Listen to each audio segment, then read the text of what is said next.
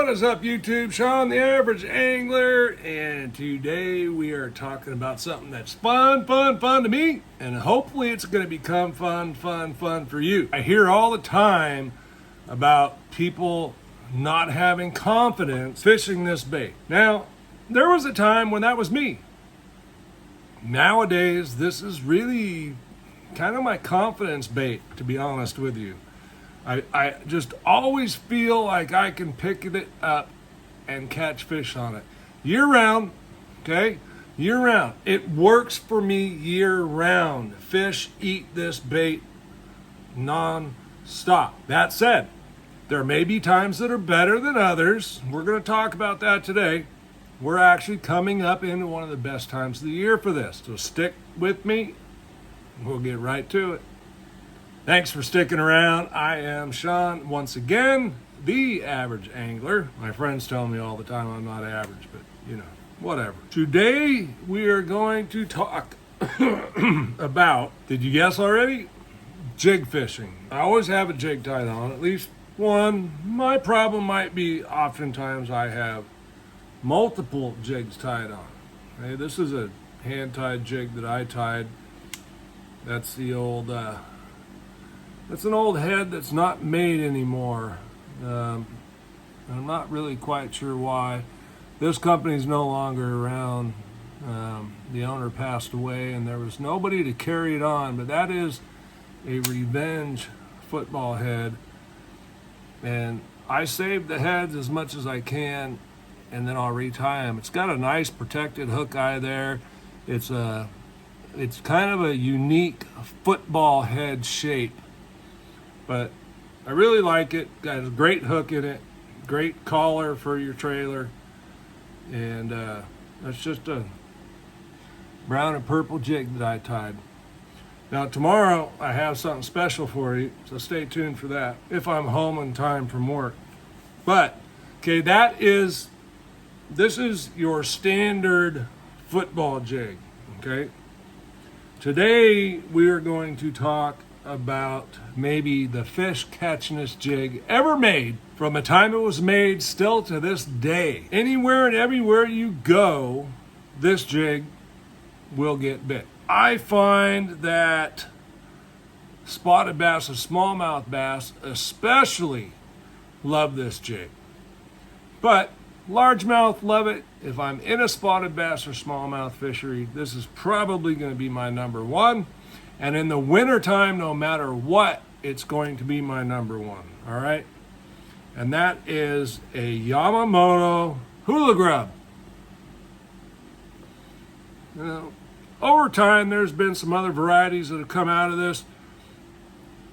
And if you fish this and have it not done really well, I'm going to show you some reasons why that could possibly be, okay? I'm going to show you my process, and down in the description, I will put my choices, heads and hooks and all that kind of stuff, okay? I pretty much use one, although I have an assortment sitting in front of me. Reason being, the other ones are in the boat. But I went through 3 boxes. They're sitting back here behind me. You can't see them. They're back there on the couch. And I picked out the ones that I like to use, okay? And I'm going to tell you why. The hook is probably, the keeper and the hook are the 2 most important aspects of the jig head in this technique. And I do want to show you some others because I didn't think about pulling one out that wasn't good. So I should probably do that since I'm saying that they're not all good. So this head I don't like for one reason and one reason only, okay? The collar here is good. I love this collar. This is the type of collar you'll see on a lot of these. I call it a double collar, much like this one. It's a little different, but similar, right? There's 2 keeper points on there to help keep that bait secured. What I don't like about this one, you'll see that is a pretty stout hook. compared to this. Okay, through years and years of me fishing these and trying different heads, I think this one's a River to Sea. Really nice paint job, got the double collar, got the right size hook. This is a hand poured one that a friend of mine made for me. Same thing, right?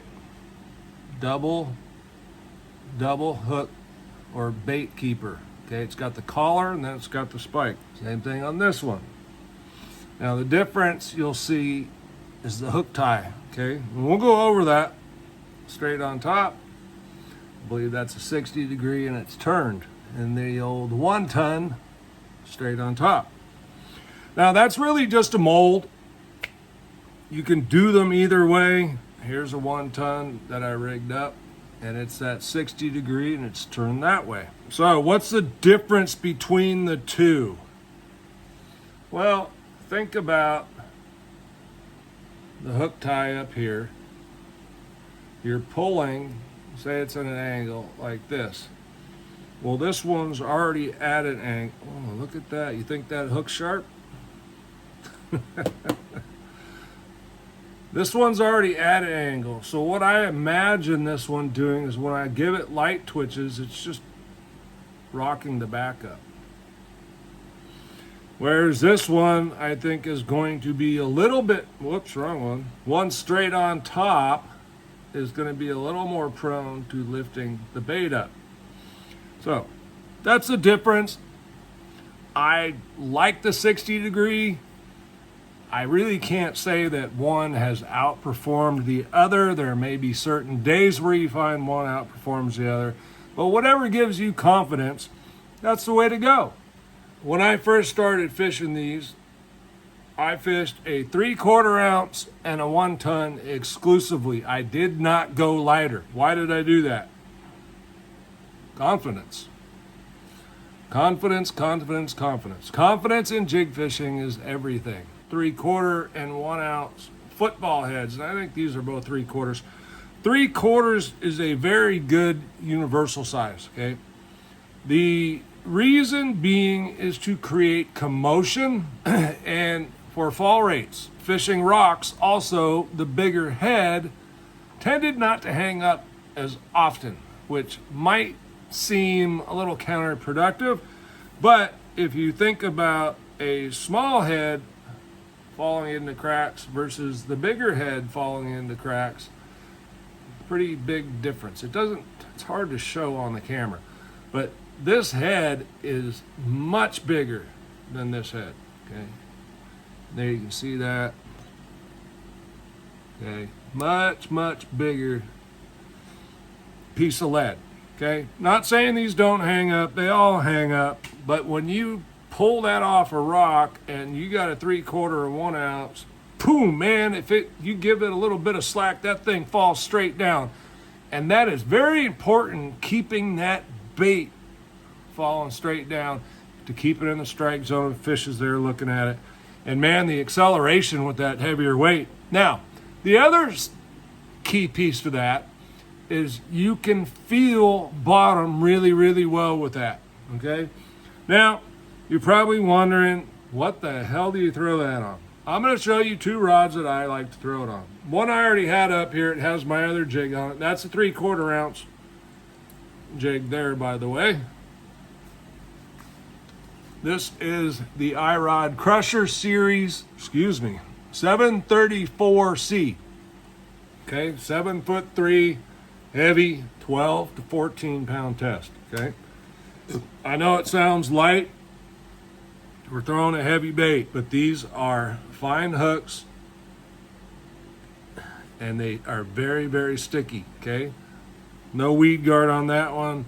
This one, there's a weed guard, but if you look at that, that's probably 7 or 8 strands of weed guard on that is all there is. And most of the time I'm fishing these, I am not using a weed guard. As you'll see, none of these heads have a weed guard. This one had a hole for it, no weed guard, all right?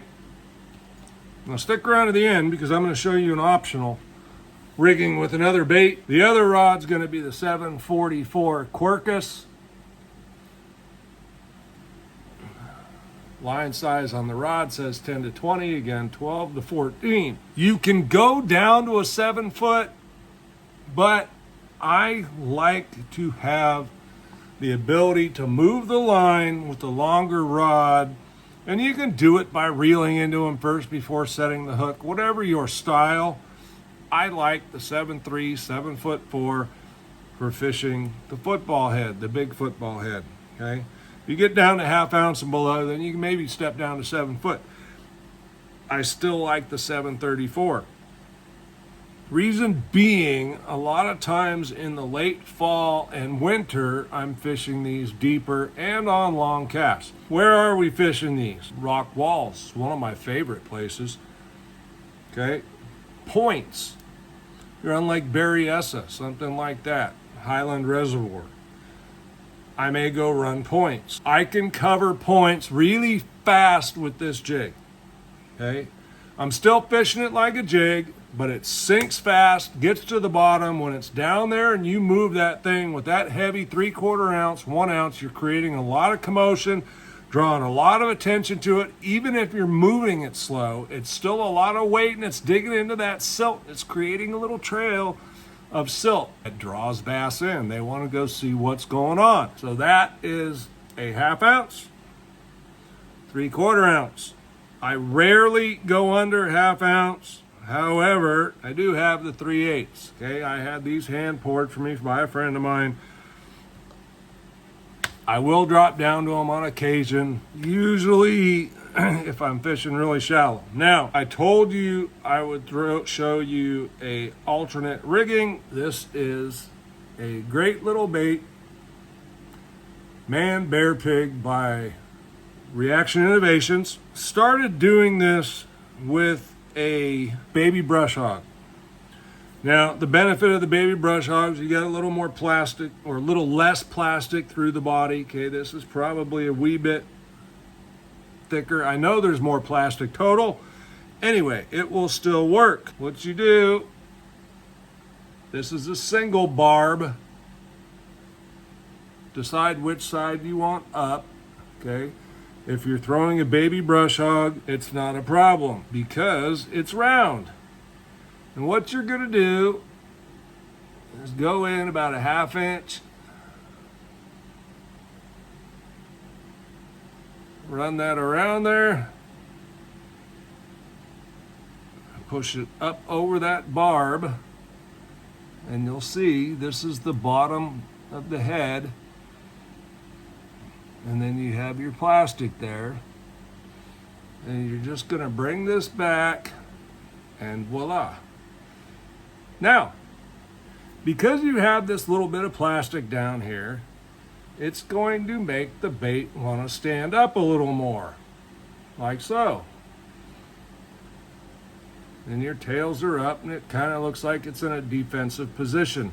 Now, what I found about this rig too, doesn't snag nearly as much. So if you're in a real snaggy area and you're tired of breaking heads off, this is another option. Last thing, if you don't want to keep throwing away jig heads, get yourself some lure retrievers. Okay, there's a lot of them. I'll put some down in the description. This is one I like. These are a little heavier than the other ones I'm going to link. I have not seen these ones at Tackle Warehouse. I got these at my local shop. The other one I have, the metal one with the cage, it's kind of like that. Those are more for crankbait, swim baits, those kinds of things. These lead weights, and look, you don't even have to buy these. You can buy 1 ounce sinkers. Put this on there, tie your line to one, braid, and then just take the clip, attach it to your line, let it slide down. You just pull the line like this, let it knock on the bait. More times than not, it will knock it out, okay? The bad part is, I've been doing the other ones the way it says, and it doesn't tell you to tie it on to anything else, which means I lose a lot of them. Take it from me, hook it up to, get an old reel with some braid on it, 80-pound braid and a broken rod where you have the handle, piece of cake, okay? Actually, let me grab it, I'll show you. All right, here we go. It is just a rod butt. I got it from my local tackle shop. This was a Dobbins rod that was broken. They were sending back for warranty, and they only cut off the label part and send it in. So I said, hey, can I get one of the butts, right? Took some electrical tape, covered up the end of it so it doesn't fray. There's my other lure retriever. And then the nice thing is, it'll reel right on up over that. So it takes up no space at all. And it saves me a lot of money, okay? This one, like I said, doesn't work quite as well because the weight's away from the line. This works better on swim baits, crankbaits, those kinds of things. You can just get a 1 ounce sinker, attach the clip like is on there. The clip goes on your line that's snagged, and then just tie to that eye, or you can use a second clip to tie it to the rod with braid. Drop it down there. If it doesn't come out initially, you just jog it back and forth, pop it a few times. Typically it will come out. Okay, there, I saved you some money today. All right, Sean the Average Angler, thanks for watching. If you had any questions, drop them down in the comment section. I will get back to everybody. Like, subscribe if you like this kind of content. And stay tuned looking for what I got tomorrow. If I'm home in time, I'm going to make a video. If not, it will be Wednesday. Either way, I'm going to get it to you and tell you where you can get them. Sean the Average Angler, we out.